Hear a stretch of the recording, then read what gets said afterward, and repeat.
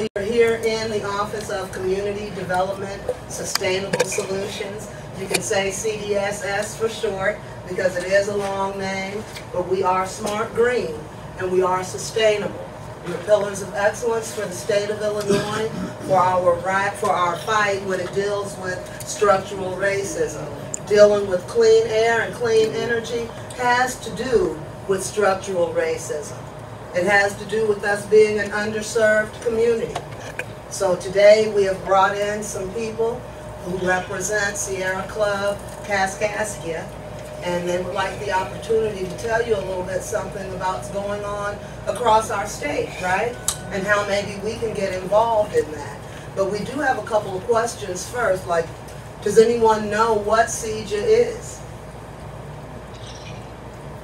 Okay, and I will, yes sir. Clean Energy Job Tech. Bing, bing, bing, bing, bing! Very good, very good. What is it? Clean Energy and Jobs Act. Absolutely, absolutely. And do you care about your area being clean, your community being clean, what you breathe? How's everybody feel about that? Okay, very good. It is, and I'm glad you didn't sugarcoat it because it is that serious. It's killing us. And in our community, we seem to be a little bit conditioned to living with asthma, bronchitis, all of these things, cancer, and we just take it like it's a part of life when really it's not. We can stop some of these systems that are killing us, just as you said. So Sally, thank you so much for being here. You want to take it away? Thank you so much, Stephanie and Terrence, for inviting us tonight. My name is Sally. I'm an organizer for Sierra Club, working with the Kaskaskia Group. This is Susan Link, volunteer for Kaskaskia Group. The Kaskaskia Group represents East St. Louis and other areas of southern Illinois. So,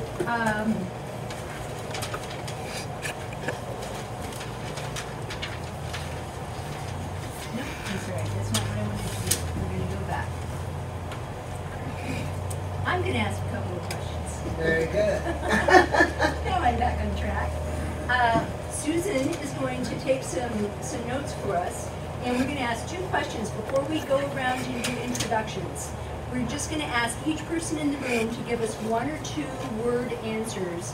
The first question is, how do you feel about jobs and opportunities in East St. Louis? And sir, in the orange hat, would you like to start? We need them. We need them. Perfect. Sir? Not enough to be able to build a relevant tax base. Not enough for... Not enough jobs to build a relevant tax base. Okay. Not a tax coming to the state. Okay.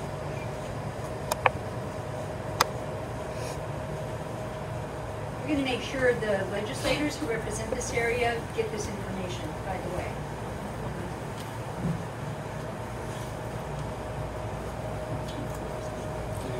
Okay, ma'am? That's right.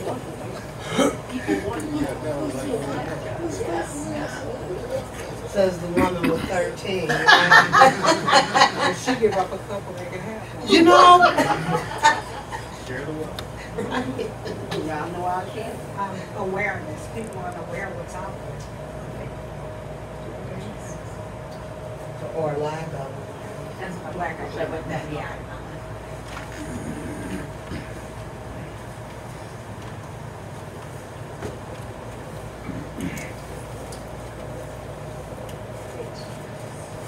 Terrence?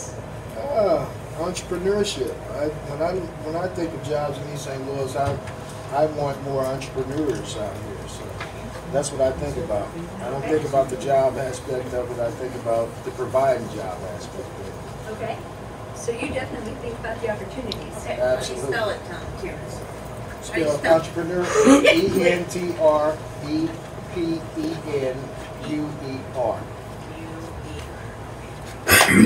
Yeah. Okay, thank you. What was the question? The question was, how do you feel about jobs and opportunities in East St. Louis? Excited. Excited? Okay. Bob? I believe having more jobs and opportunities is the right thing to do. It's just a matter of justice. Matter of justice. Perfect. Matter of justice. Very good. Yeah. Ma'am, the question regarding with just like 2 or 3 words is, how do you feel about jobs and opportunities in East St. Louis? Limited. Limited. Perfect.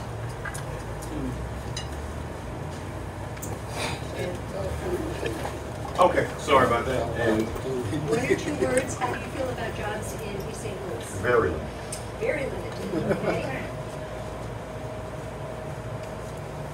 And Chair. Yes. Well, excuse me. When you talk about jobs in East St. Louis, you got to talk about a number of things. And I can't just say them in 3 words because you got to talk about training. Right now, if you had 500 jobs, we wouldn't be able to give you 15, okay, people that would actually go out on that job and do that job. Training is very important. Okay. Train. Well, you're right, you gotta start somewhere. That's right. Welcome. Okay. Let's go ahead and go to the next question. Those are all great. Mr. Jefferson, we need to put training in training. We Mr. Chairman, what are you saying? We need training, lack of training? There's a lack of training, and we need training. I think that if you look at the overall situation with East St. Louis, you got to look at the homes and what's going on in the homes, the parents. Okay, the parents as it relates to the schools, as it relates to training, and that's one of the problems that we have, is that what's going on in the homes is what's the kids are carrying out on the streets, and that's the kind of thing that we've got right now. Everyone look down on us as doom and gloom. We are, because people who had something and working in this city has moved out of this city. They work in here, but they move out. No dollars spent here. No matter how many business, little business, or big business, or whatever, set up, no one spends dollars in East St. Louis. All the dollars are spent outside of that perimeter of the city. So when you start talking about what I think about jobs and the thing, I got to talk about the totality of the entire community. You know, it's tax base is dwindled because people moved out. School boards bad. People making good money at District 189, but they live somewhere else. Are you by any chance coming to the meeting tomorrow night as well? What's that now? Are you by any chance coming to the Listen Lead chair at New Life Community Church tomorrow night? Wasn't aware of it. It starts at 6:30 at New Life. Okay. It would be wonderful to have you there.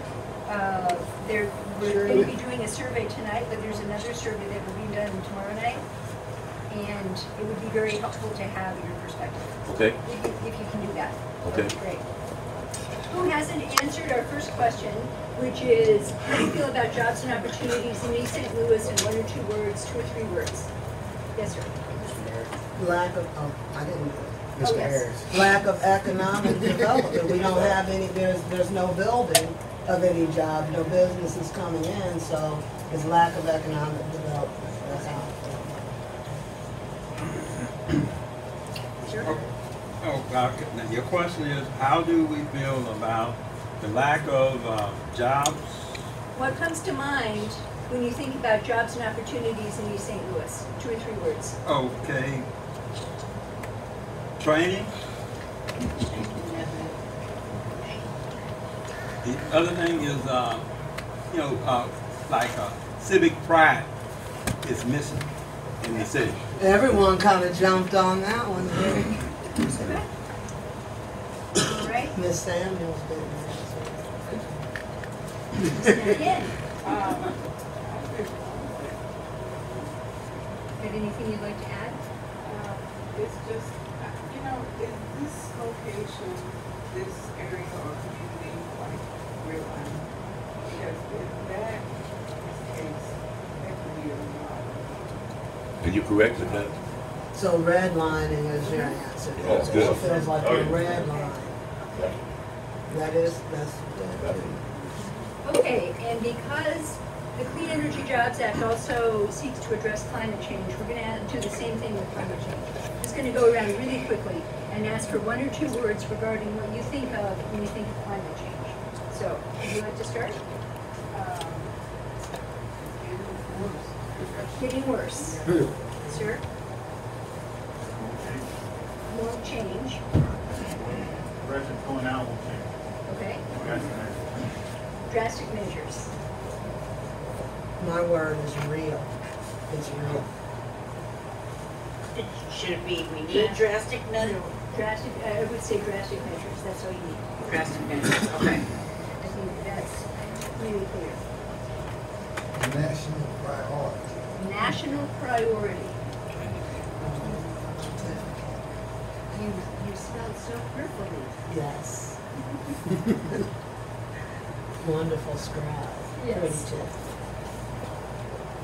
It seems like it's getting worse every year, or every 3 years, it's progressing. It's getting worse. Okay. Unpredictable.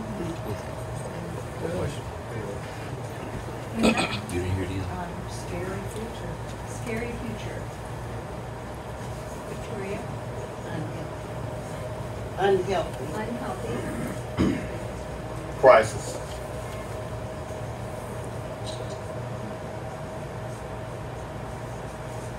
New crisis. Mine would be sustainable solutions. There aren't any sustainable solutions out there yet Here, to here. address the problem.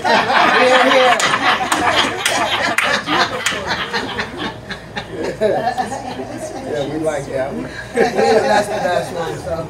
Okay, there is a political denial of the reality. On one side of this argument, there are people who deny that it's real. Okay, political denial. Bob? Green New Deal. Green New Deal. Bernie Sanders. Said that. Green New Deal? Pardon me? Did you say Green New Deal? Terrence? Oh, I was waving him in, but I will say polluted. Polluted. Wherever you'd like to sit, sir. Chairman?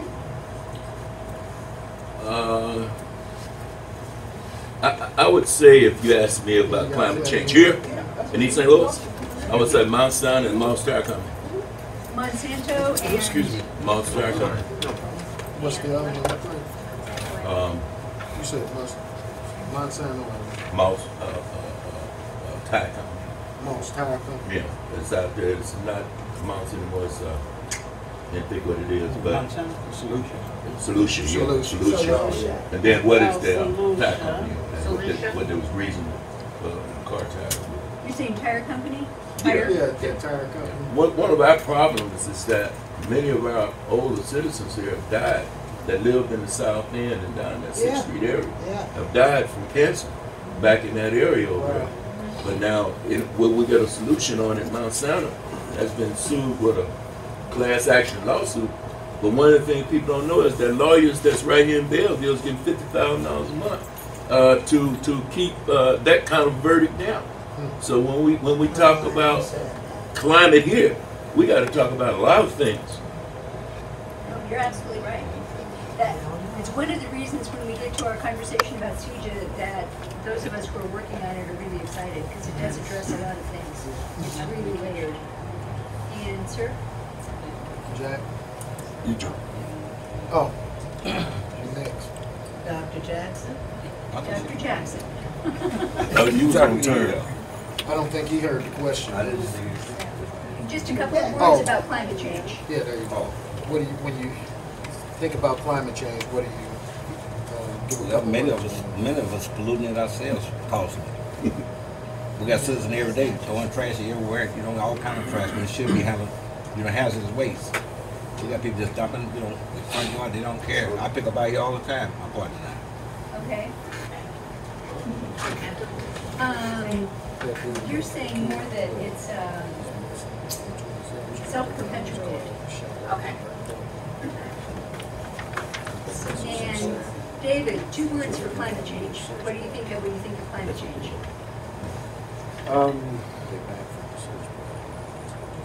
I think of Runaway Greed. Runaway greed, that works. That's definitely a piece of it. What comes to your mind when you think of climate change? 2 words. Or 3. I want clean air. I want clean air. Okay, terrific. Now, we're gonna go around the room and give our names and Yeah. a little, just a quick, why you're here tonight, sir. James Reed, from the owner of the General Financial Services in this building, Okay, old community actors. excellent. And one of the things, like, depends on all of the things we talked about, is a lack of community assertiveness. We got to be aggressive, start being aggressive about the things that affect us. Perfect. Sir, Worried about the environment. and your name? Cedric. Cedric. Okay. What else do you do, Cedric? Because that does matter while you're here too. Everything? Insurance, everything, real estate, consulting for business. We got a lot to do with it. So everything good advice. Okay. Hi, I'm Jody. I'm a business consultant, web manager, web designer, and social media marketing. And you're here tonight because?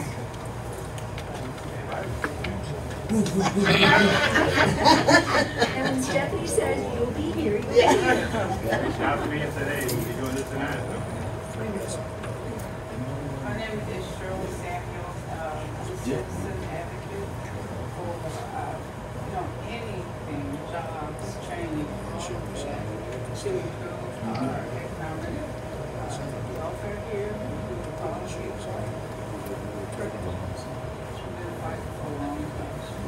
Yes. Does it feel like things are about to shift though? It does to me, to be honest. It does. But we have to keep the pressure on. That's why I'm happy people are here. Hi, my name is Victoria, and I'm here on behalf of Solus Energy, and we're here to bring awareness of clean energy, going green, and the pros and cons. Also, bring awareness that there are jobs and opportunities out there in the clean energy field. And you have 13 of them. You know what? I'm willing to give them all up. If I can find somebody that want to take 12 of them, Hi, my name's Linda Harper, and I'm the Vice President of Operations for Solus Energy Services. We are a sister company to Excel Solar.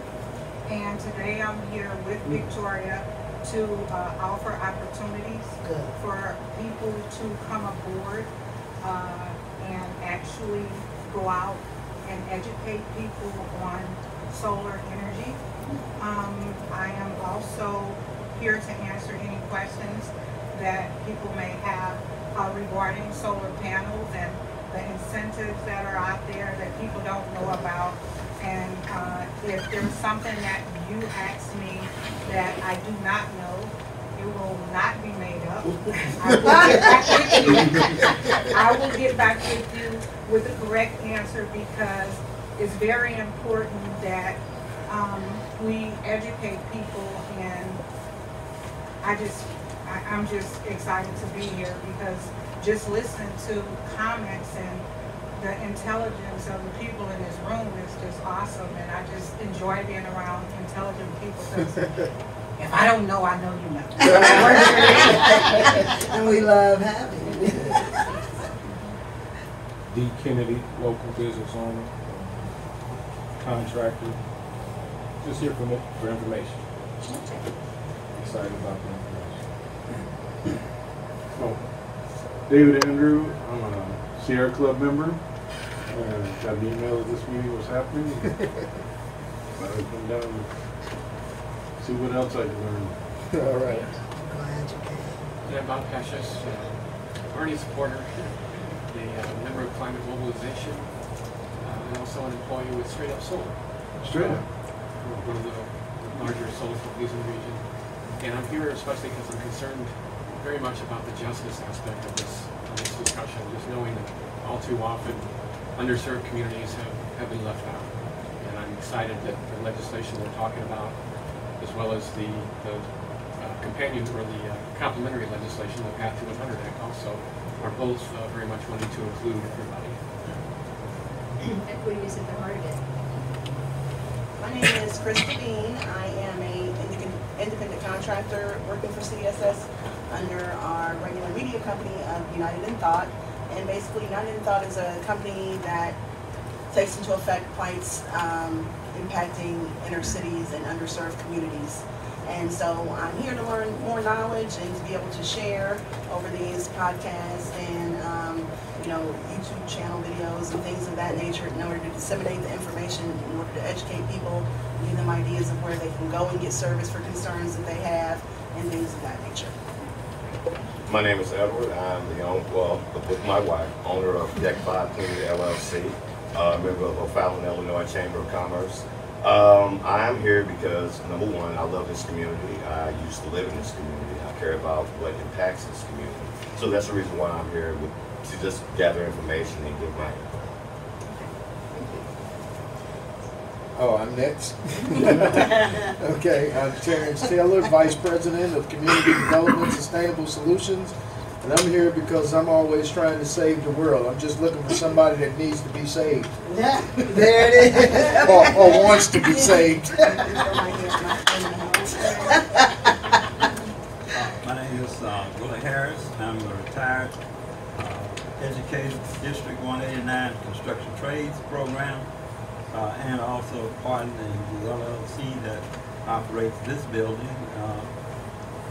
I'm here curious about the solar energy, and I do a lot of that at my house. Solar energy. I have a lot of little solar lights that lights my house up like a Christmas tree at night.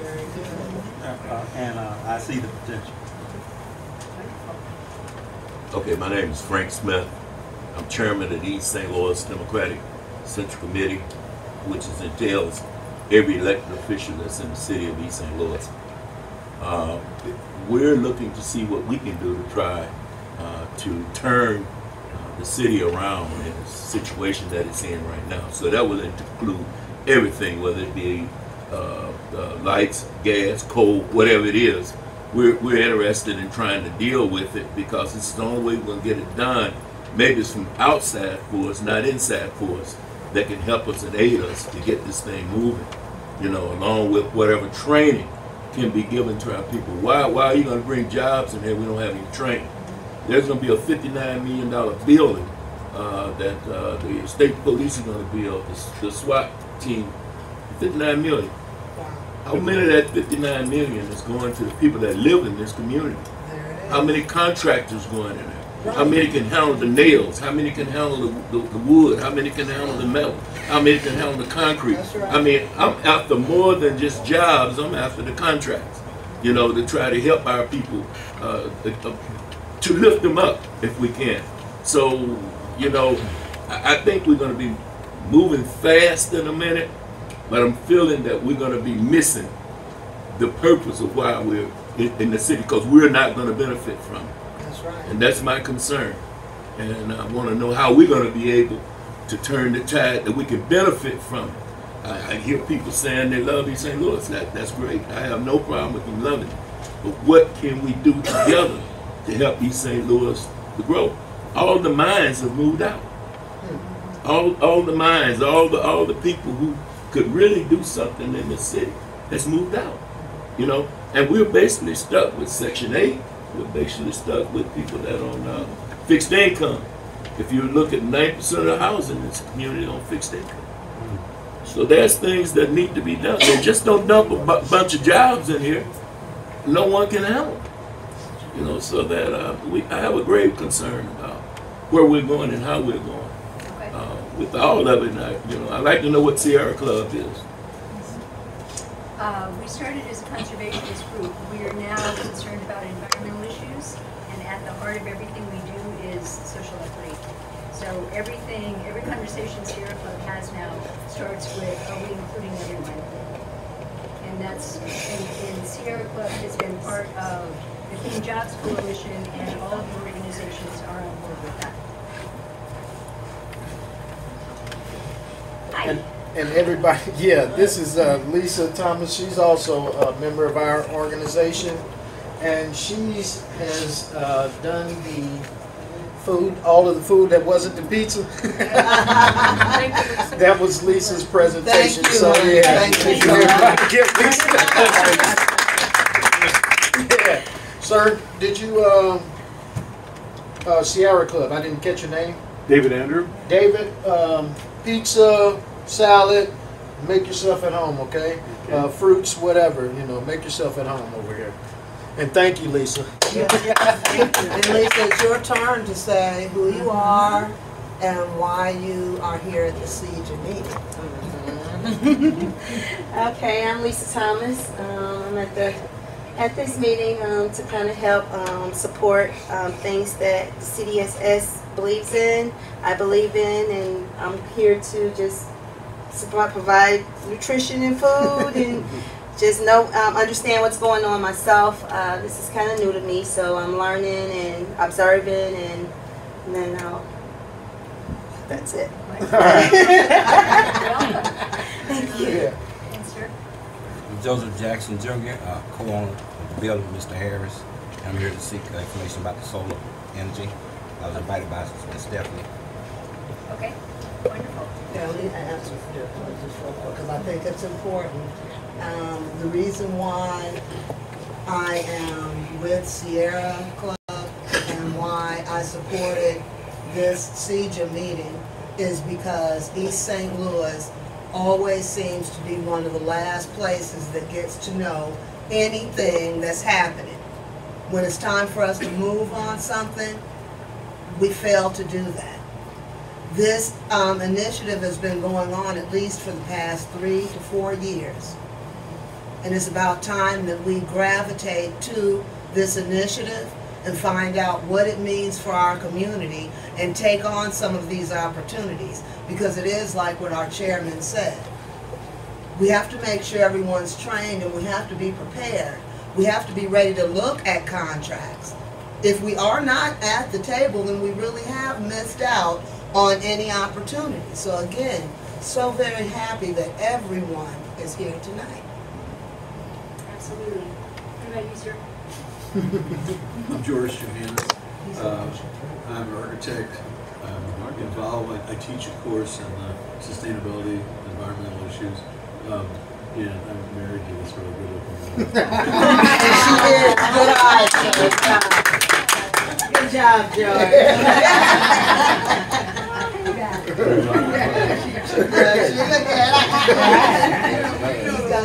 Sally, your name is good. What? Yeah. Okay, thank you all for that input. Hugely important, hugely valuable, and we're going to make sure all this information gets to the legislators who represent this area.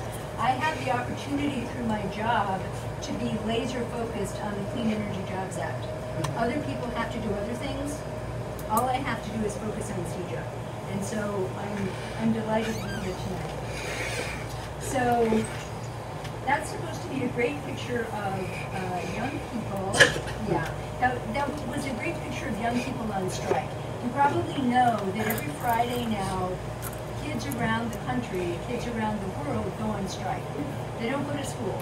They're striking because they're frightened of climate change. Their question is, why should we go to school and get educated when we are not guaranteed a future? Our leaders need to do something. And I thought it might be interesting to review how we got to where we are today. We've known since the 1800s that carbon dioxide is a greenhouse gas that holds on to the heat that comes in from the sun and holds it close to the surface of the earth. A scientist by the name of Eunice Foote made that discovery in 1856, and she wrote a paper that said, An accumulation of this gas will cause a very hot planet, and she did that in 1856. You can see when you look at the yellow line that carbon dioxide, human-caused carbon dioxide, has continued to climb steadily since then, and along with it the temperature. The temperature has fluctuated up and down, but you can see there's a steady increase.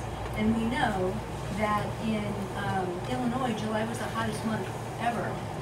Every county in Illinois was declared an agricultural disaster zone this summer, either because of all the flooding early on or because of that heat. So where's the accumulation of carbon dioxide in the environment as of 2 days ago? 408. This is really a significant number. Scientists have known for a very long time that if we got to 350 parts per million, so 350 parts air particles per million, that we were going to start having some problems. Actually, at 320, the coral reefs start to break down. Scientists have told us that. They told us that a long time ago, but we continue to trend up. Then we passed 350, and now, a couple of days ago, we were at 408. That's not even the scary thing, though. It's generally highest earlier in the year. May of 2019 recorded record after record after record, and the parts per million on May 15th actually came in over 415. That is unprecedented in the history of humans living on the planet. Clearly, we are dealing with a situation that we don't know what to do with. Nothing in our culture, in any of our communities, is geared for this. Nothing. Our infrastructure, our wastewater treatment plants, we're not geared for this situation where we find ourselves. This I found yesterday. U.S. air quality was improving, now it's getting worse. It's getting worse because there's more transportation, there are more cars and things happening, and our current administration has been rolling back regulations, and these are the things that cause the illnesses that you were talking about, those respiratory illnesses. I think this article goes on to say that there were an additional 10,000 deaths per year the last couple of years because of the lack of quality air. So what's happening locally? Well, this is what the Alton looks like when just, on a normal day. We had flooding, and this is what it looked like in June of this year. All of those businesses were shut down for weeks. Floodwaters bring toxins and all sorts of nasty things. So mold, there's a lot of cleanup associated with that. So I have not been able to find this source again, but I heard on NPR a year or so ago, any community that goes through one of these weather-related disasters never fully recovers. We got to get on it. There's also this idea that our government doesn't believe in climate change. That is not true. There are a few people in our government that don't believe in climate change. Climate change has been an important part of our government research for decades. This came from the EPA website. You will notice, you could probably find this still today. It has not been updated since 2016 when Obama was in office. That's bad. That's really bad. But this is the EPA, our government, saying people have increased the amount of carbon dioxide in the air, and other heat-trapping greenhouse gases are also increasing. We've known it for the longest time. Some of my slides have disappeared. I'm not sure what they said, but we'll assume they were important.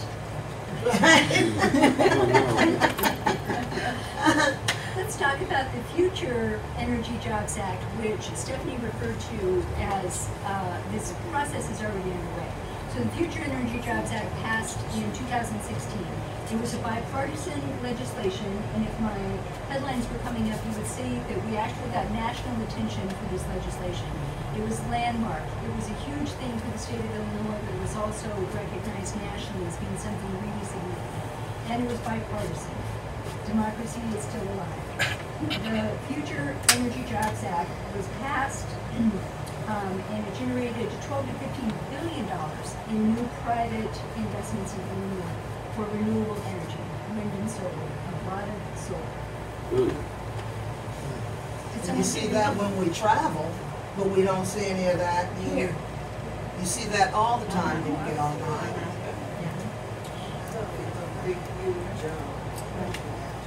Yeah, one of our Listen Lead shares a few weeks ago, there was a gentleman there who's a trainer for CEJA, and he says he cannot train people quickly enough to meet the demand we have currently. If we get CEJA passed, the Clean Energy Jobs Act, if we get that passed, the demand is going to go sky high. So there are going to be lots and lots of jobs. Bob? Yeah, I would just mention too, the company that I work for, Straight Up Solar, when I first started with them 2 years ago, they were at 29 people. And because largely of FEJA, the Future Energy Jobs Act, we're now at about 85 people. That legislation paved the way for more jobs and more need to hire more people. And we're very much hoping to continue that momentum, you know, with the passage of either CEJA or the Path to 100 Act or some combination of the two. It would help to continue to move things forward. Yeah, absolutely. And I personally owe my own job very much to that as well. Yeah, absolutely. Yeah, one thing too about FEJA, I mean, it's great, but it's not really enough because one thing that happened, there were so many people applied, not small, not homes, but large companies applied for the assistance, and only very small. What was the number that got it? 10%. 10% of everybody that applied. So, and it immediately, I mean, it happened immediately, and that's why if you know about something ahead of time, and with Clean Energy Jobs Act, if it gets passed, there's going to be a lot more available than it is needing to know. Absolutely. Yes. So there's support for the Clean Energy Jobs Act. We have about 30 state senators who co-signed. We have about 50 state reps who have co-signed. Unfortunately, our rep and senator from this area co-signed and then came off. So we would like to convince them to go back on. We're going to continue putting the pressure on state reps all over the state, especially in our area, and Governor Pritzker, to get CEJA moving forward, because it's like phase 2. FEJA was phase 1, CEJA allows all that good work to continue and then builds on that astronomically. Could you allow us to know which representative backed out? The people that I am referring to specifically is Senator Christopher Belt and Representative Latoya Green. Okay, across the street. And they both backed out about the exact same time. Really? It was, yeah. So, but now, just to hyphenate that, there are plans for them to come to a major table, right? Yes. So that's what we're pushing for now, Yes. to have that open community forum. With everyone's support, we want to hear this and see what the implications are. and it's possible, I've heard that it's possible that Representative Greenwood will be at the Listen Lead chair tomorrow. Okay. I didn't hear that directly, I heard that from one of our coalition members. So if you happen to be there, you can ask her if she's supporting CEJA, and if not, why not? Because the community wants and needs this. So job training programs will be expanded literally millions of dollars every year if we get CEJA passed. And we're able to get that funding at no cost to consumers. So the FEJA program, and I think these numbers are pretty outdated, but at least 300 people have been trained. And these are people from economically disadvantaged communities, but not downstate. Right. The other thing that we're trying to make sure happens with CEJA, and it's written into the legislation, is that workforce hubs come to the Metro East area. That didn't happen last time. We're trying to make sure that happens this time. Yes, ma'am. What is the duration of the training period? I can't answer that. I think it's a 9-week with what I was reading. Well, to the chairman's point, the pipeline that CEJA addresses actually begins in high school. It actually brings programs into high schools to assess what the needs are at that level. And then when you get into the training pipeline, not everybody can pursue their education because they have other issues, transportation, childcare. It provides support for that as well. Once you're, yeah, oh, it's a huge piece of legislation. It's like so many different layers of legislation. Once they're in the training pipeline, they receive additional support. It's not like, okay, here's your education, you're expected to succeed on your own. If they need some further assistance, that's available. Once they're done with their training, they get assistance in finding jobs. Over 80% of the people who have completed the training have been placed in jobs. And again, those are outdated numbers. Those are from about 3 months ago. Yes? The jobs that the trainees from high school into your training, into the job market, what type of job are those? Wind farm jobs? Are there solar panel construction installation jobs? It's my understanding is that it is everything that is needed in the field. And so there's going to be some clerical positions that are needed in the field. There's going to be some manufacturing positions. There's going to be some sales needs. I can't say specifically it's this position, that position. My understanding is that it's the whole gamut. They're also providing, CEJA also provides funding for entrepreneurial programs, like a incubator, to help people who want to start their own business or grow their own business. So that's another part of it. Did that help at all? You kind of painted the picture. Yeah, You know, yeah. I like to see hard data. Yeah.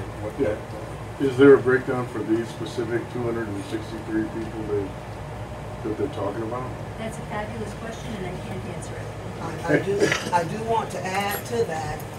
When you look at how many people we have per capita here in East St. Louis or in our 112th district versus what you see in Chicago or Springfield, where you can't even walk between a building, that's where the jobs are. Yeah. Anywhere but here. But that's because we're being silent. We have to be open and we have to be willing to talk and advocate. The FEJA meeting we had here in the office last year, and what was it, 2018, right? And this is how far legislation has changed. People did get jobs, and now we're ready to go back in. Also, the information that is shared at meetings like this goes to the policymakers, and the legislation is constantly very fluid. It hasn't been voted on yet, so it doesn't have to get really specific. My understanding is at one point it was about 300 pages. I think it's now more like 600 pages. It's huge.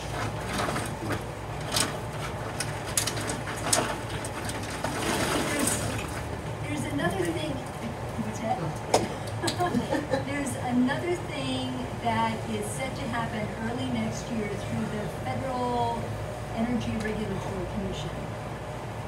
They are going to set rules that gives an advantage to the fossil fuel industry.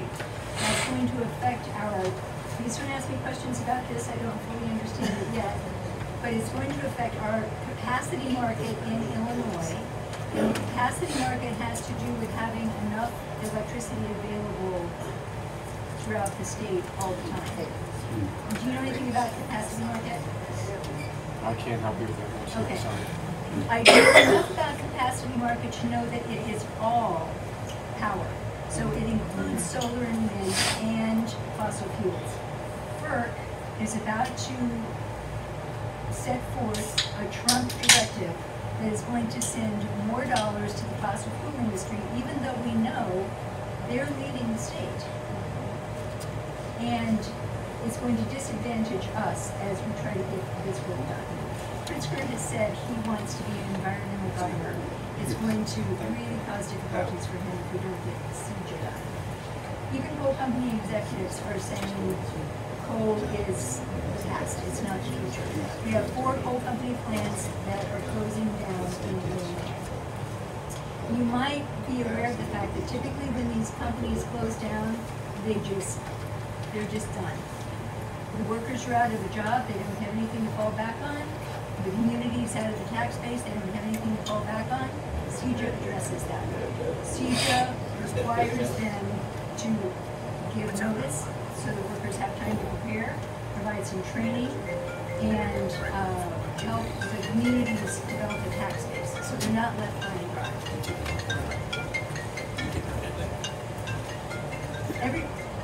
I was just wondering, can you tell me in CEJA, are there specific parts of it that also help to address the pollution that oftentimes is left when the coal plants close? Like in the East Alton area, for example? That is definitely part of it, but I haven't studied that as much. I've really been focusing on the jobs and like the gas efficiency. I've been focusing on the jobs, the gas efficiency, and there's the social equity piece. There's going to be a continued effort to have the polluters pay for cleaning up the areas. I do know that's part of it, but I can't give the details. Thank you. Yeah. So, what's called this, the prices are that, you know, the problems that we're having with them and the environment, so, you know, all of these floods and heat and all this stuff. Is it just the greenhouse gases? And if that's it, CEJA, what are they doing to stop that? Well, so the climate science is super complicated, but my understanding, I do have a degree in environmental science or environmental policy communication, so I've studied this. I can tell you that it is strongly believed among scientists that if we can address the carbon dioxide, methane is far worse than carbon dioxide, but there's less of it in the environment. Carbon dioxide is the main greenhouse gas. If we can bring it down and bring it down rapidly, we probably won't experience the improvements in our lifetime, but that has to happen for the systems, for the natural systems to start regulating. Because now we are pushing all of the natural systems to critical levels. Critical levels. They're out of balance. We don't know in a lot of cases what's going to happen. We know that ice is melting and sea level is rising and coastal areas are disappearing, but we really don't know all the implications. And the other thing with climate change, we talk a lot about the bigger storms, the bigger hurricanes, the flooding, cooler spring is really messing things up for our plants and our bees and our birds. Yeah, everything. And then it's pretty warm today, right? It's typically not this warm at this point in October. So all of that is just unknown, huh? Yeah, I would just want to add, a lot of that, as far as some of the details is unknown, yes, I understand that and agree with that, but I think it's important to understand too that the consensus, the scientific consensus now, and I've studied this a lot, not just because I've been a member of the climate mobilization, but also took the training, for example, with Outdoors Group, Climate Reality, and so on. But there's, we were warned for decades, for example, by climate scientists, that if we pass these tipping points, look out, because it sets in motion a process of its own, where there's a feedback loop then it's set in place. And there's literally dozens of tipping points that we passed already.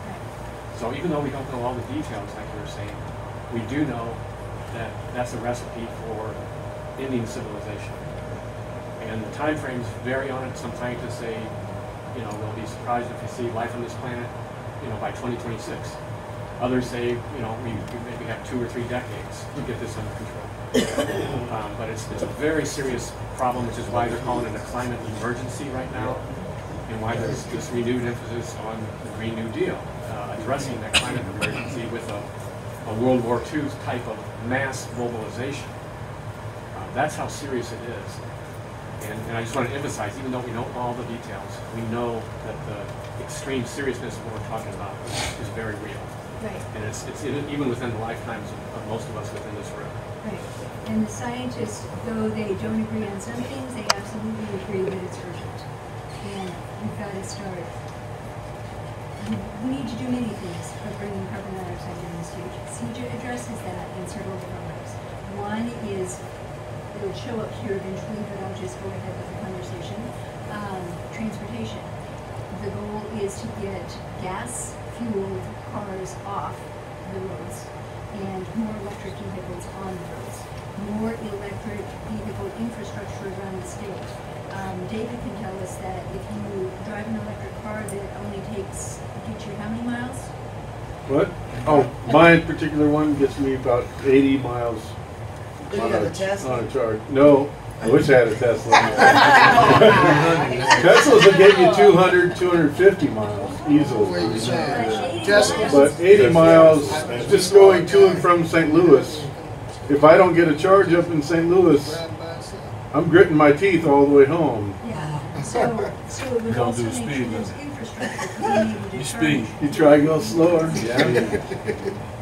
CEJA also wants to make sure that electric vehicles are available in all communities, whether that would be through a car sharing program or mass transit like electric buses. Troy High School, Troy High School District is putting 3 electric buses on the road. That's amazing. It's amazing. So it's happening. This stuff is happening. It's not happening. It's already happening. So I want to ask then, when we talk about our area of community, is that not part of something we need to advocate for? Because that does go down there. But they're saying we don't get it. Yeah. And we're the community that really needs it. Oh, you mean like tractor trailer trucks? It makes sense to me. Yeah. Those recharge the car would be the They're supposed to be self-driving. Ask that again. Probably 20 years. cars are the wind turbines and those panels, solar panels, those are all kind of like offset these, extreme levels that are. Yes, yes, that's definitely all part of it. We finally are getting the solar panels because of the rebates and things that are available. So I'm glad we have people tonight who are able to talk to folks about that. It's much less expensive than you think, and you don't have to put money down to get in. There's some really That's nice why our programs. community needs you. Yeah, there's some really nice programs in place, and they're not going to be around if we don't make sure they're going to stay around. So we're about to get our solar panels, and it's going to allow us to not use our air conditioning, not use our heater, those sorts of things as much as we do currently, which is going to reduce our natural gas usage. So all of those things are part of it. Another part of it that doesn't get talked about that often, but I think it's really important. There's a program where energy efficiency analysts go into homes and look for places where they can tighten up the home and improve the use of gas. If they walk into a home that has mold or a leaky roof or something going on, they have to walk away. They have to walk away. If the homeowner could take care of those things, they would have already done it, right? But these analysts don't, it's not part of their job. They're there to do the efficiency analysis. CEJA provides a health and safety backup. So the analyst finds the mold. The health and safety people come in, get it cleaned up. The analyst comes back and says, here are your efficiencies. My understanding is that has the potential to save millions of dollars throughout the state, but millions of dollars for just bringing down the amount of energy you have to use to keep your home up. This will help out being an impoverished community, a community with houses that just need normal rehab. Everyone in their house has something that's leaking, not running right, or too old and outdated. This will answer a lot of questions. And when you talk to people who take advantage of this, some report that Ameren pays them. Things like that is unheard of. Yeah. Yep, absolutely. We need that. Yes, we've already addressed the fact that July was the hottest month ever. So I think we probably covered a lot of this. So part of the Clean Energy Jobs Act is to provide workforce training. We talked about that. And my understanding is that it starts at the very early stages in the community and sees it all the way through and provides those wraparound services as well. I don't know how many workforce hubs are slated for the Metro East area, but there are hubs slated for the Metro East area. We don't know for sure where they're going to be like stationed or where they're going to be established. That hasn't been written into the legislation at this point. So we need to do that. We need to do that. We need to make sure that at least one or two is slated for our area. So if we can find out who, if you can let us know where we make sure we advocate, let's do that so we can get it here. We're letting our legislators know that we want this stuff. And the more, see, here's the thing. Everybody knows this, especially the chairman of the Democratic Committee. The politicians, the legislators work for us, right? They work for us. But we have to tell them what we want them to do. That's And right. we do that through voting. If you're not voting, then you can't really tell them much. If you're not contacting them and saying, I really want you to follow through on this, right? So you have to let them know what your needs and desires are. So that's part of why we're having these meetings, so that we can say to our legislators, we really want and need this for our community, and you know what, I'm going to support you when you go up for re-election, because you are looking out for my best interests. That's right. Yeah. Okay, so the workforce training, creating new businesses, we talked about that. There's an incubator that helps new businesses get started. Increasing diversity requires the Illinois Power Agency to give preference to projects that, including the wind and solar, that meet diversity goals in hiring, subcontracting, and providing other community benefits. And it expands the target populations. As I've said, equity is at the heart of CEJA. And the tools are targeted at economically disadvantaged communities, environmental justice communities, and communities of color. They're being very clear about that. They, you know, it is completely well known that communities of color are more impacted by climate change. They're the ones that are more likely to be close to the poisonous coal ash or whatever it happens to be. Everything. We're looking to, you know, we got to start somewhere. So this is a step in the right direction. So am I seeing up there that this will be paid for by those companies? Yes. Those fossil fuel companies? Yes. Not workers? Correct. Okay. Not Yes. consumers, not You know, communities? when you think about it, well, first of all, if you look on if your Ameren customers, is everybody in here an Ameren customer? If you look on your bill, you're going to see something that says renewable energy fee. So you've already been paying a fee, and that's part of the collection of money that's available. So now we need to just cash that in, y'all. Cash So you should be getting some, right? For your investment. But then also making sure the polluters are paying a fee themselves. Right. And so that is another part of the legislation. And to be honest, I didn't know why that renewable thing had been on that I didn't know card it was. all this time. I didn't know. Yeah, I hadn't looked at it until I was in one of my trainings. and it said it's right there. So thank you for that, 'cause I really didn't know. I thought it was just ink, you know, like just a little. I didn't know. Yeah. And millions, I don't know how many millions of people are Ameren customers, but they all pay that fee every month. We've been doing it every month, every year for I don't know how long. That was better than the pizza, thank you. I don't know how long it's gonna take to get here. All the I'll just touch on this. The areas that are being affected by coal mines shutting down, there's a whole program in place for that as well, to help the displaced workers, to help the communities that are being represented. So, CEJA invests $210 million per year for worker-focused programs by imposing those polluter pays fees on coal and gas generating plants. Rather than paying those fees to date, and collecting the coal severance fee. So if the coal goes out of the state, there's a fee on that coal. It helps us The goal is to achieve 100% renewable energy by 2050. Anybody in the room think that's possible? Bob, do you think that's possible? I think we need to do it even before then. Is it And I think it is possible, yes. If we get serious about it, yes. Great. Awesome. 50. That would probably start with our last. 30, 31 years. When we're talking about this piece of legislation, it starts with the policymakers. It has to be passed or none of this happens. Yeah. It has to pass. So CJ increases Illinois' renewable energy goals, builds on lessons learned from FEJA. FEJA was not a perfect piece of legislation. It got some things started and it was good.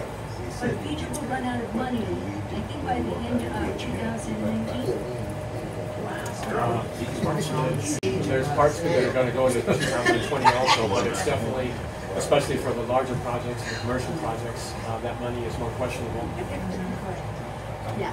So that's another reason that we need to push procedure. Yes. It expands Illinois Solar for All almost fourfold. I think it takes it from 25 million annually to 100 million annually.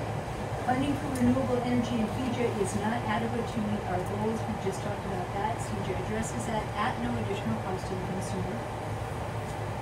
And then here's the transportation issue. It electrifies transportation. So one of the slides that didn't come up was a pie chart that shows you that 29% of carbon dioxide emissions in the country come from transportation. And Illinois is the third worst polluter when it comes to transportation in the country. So yes, transportation keeps. So why we're not getting the high-speed rail is way, way, way, way beyond me.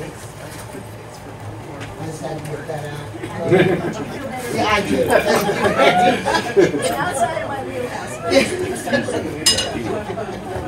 Okay, so electrifying the transportation system improves health and lowers bills, spreads the cost of distributing electricity across customers, encourages using more electricity at night, like charging your cars at night and using things at night.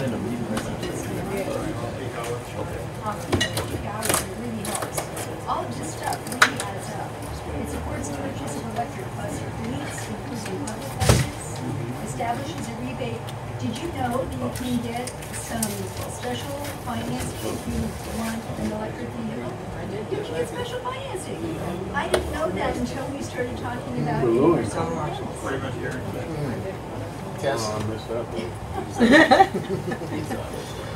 Requires additional rebates for the installation of electric vehicle charging infrastructure to primarily serve low-income communities or environmental justice communities. And we have things that we need to do. We're going to ask you to fill out a petition tonight. If you fill out this petition, we're going to make sure, it's like, I like to think of it as a love letter to your legislator. It tells them that you support CEJA and you want them to go sign the legislation. And so if you sign that for us, we're going to make sure it gets to your legislator. We're going to ask you if you will commit to calling your legislators, and we're actually going to put a little list up on the board. If you own businesses or know of businesses that would be willing to do business sign-ons, you'd be amazed at how much clout small businesses have with their legislators. So that would be great, and the connection was interrupted. But I can tell you that we're also going to ask you to do photo petitions, which is where you hold a sign that says they passed the Clean Energy Jobs Act. And you give us permission to post that on Facebook, and we tag your legislators, which is almost as good as showing up in their office. I can tell you after we send. Have you done it? No, I mean, You're in, great. I can tell you after we did this a few times and tagged Senator Belt, he liked our Kaskaskia page. That was a good thing. We're also going to ask anybody who is available to go with us on the bus next Tuesday to Lobby Day. We will leave from New Life Community Church about 8:30 Tuesday morning. We're going to go to Springfield and we're going to lobby our legislators. There will be snacks on the bus and training on how to do some lobbying. Then there's going to be a rally in the rotunda And then we're gonna come home, get up back on the bus by 2 o'clock, be home at 3:30 or so. We would love to have more folks join us for that. I think those are our main asks at this point. So, I don't know what's happening, there's a lot of activity. Okay. Okay. Any questions that I can answer while you're working on that? Or you just need time to focus? You need a, yeah, we got lots of things. Well, there's just a couple of here right now, but yeah, there's some here. Terrence, you need to problem persist. These I told you to not. I told you to not. Anyone else need a pen? Extra here. You're welcome. Okay,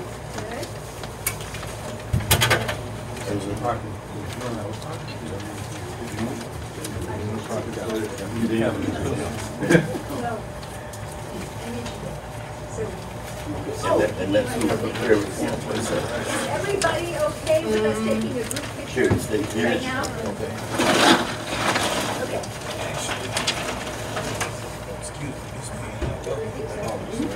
Here's an extra. Hey, what's up? So if you flip your petition over, there's a release form that allows us to post your picture on social media if you will allow us to take the picture.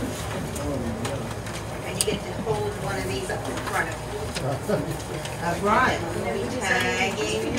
I love it. Thank you. They look really nice. That's Okay. right. Very good. All right, sounds good. How about it? Excuse me a minute. I just talked to Senator Bellis. Senator Bellis said for this area, this particular piece of legislation is a job killer for their people. Because they get their energy, people get their energy from this company, what's the name of it? Okay, and laborers, workers, they're working, laborers against it. You know, the bill, that's why LaToya pulled off of it.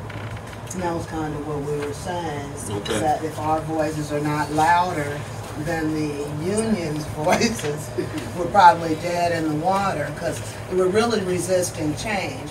Other parts of the United States have gone solar 7-10 years ago. Yeah. And we're trying to go that way.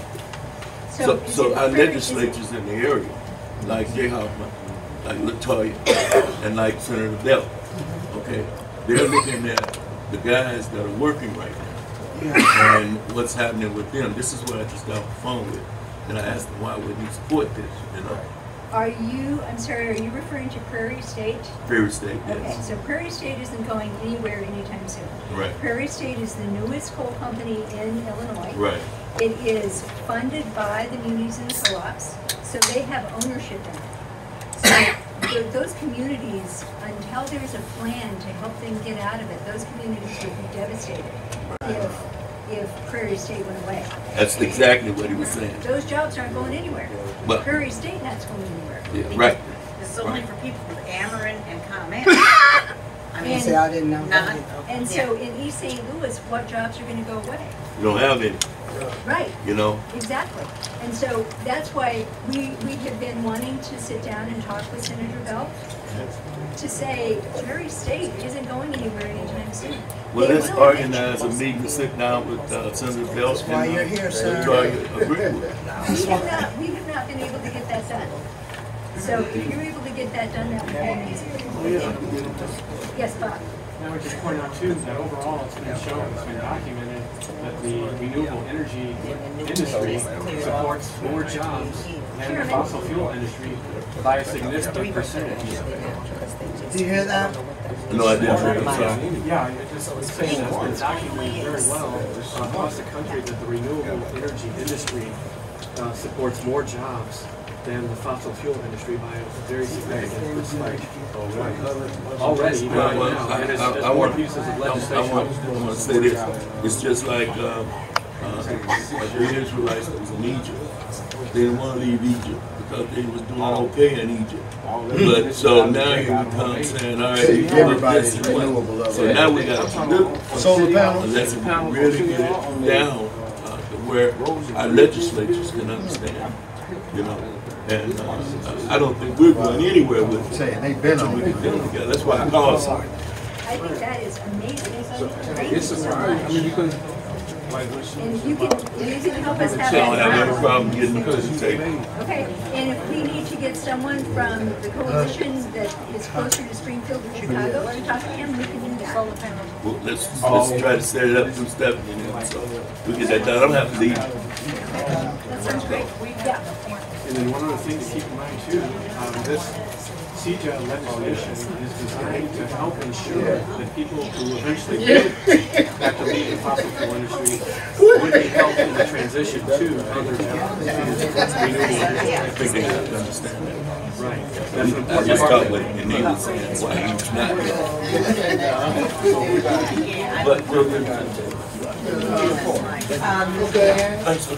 Okay, so before everybody starts, making their way out, before everybody start making their way out, we just like to have a one-word evaluation on what you heard so far. One-word evaluation on what you heard so far.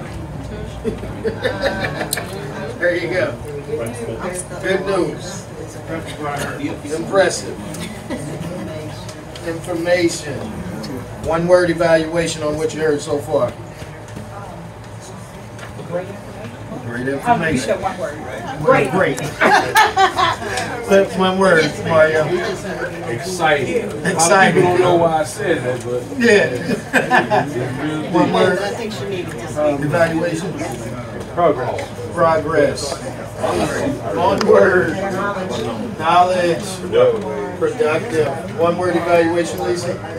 Understanding. Understanding. One word. Unity. I love it. One word, George.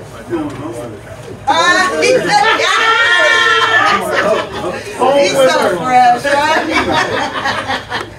One word evaluation. Now, wait a minute now, because we did not have, yes, we need our pictures. What's going on, man? Oh, you are? You need your picture.